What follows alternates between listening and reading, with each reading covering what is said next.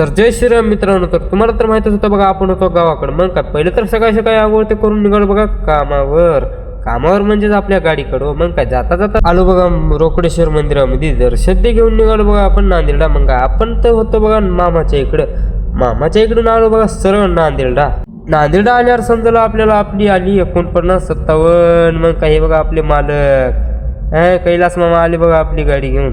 आणि ही आहेत बघा आपली उमाशेठ आणि ही आहेत विष्णूभाऊ. मग काय तिथून निघालो बघा सरळ गावाकडे निघाल्यावर भेटला आपल्याला सोनूभाऊला म्हणलं सरळ जरासं बाजूला चलू दे गाडी.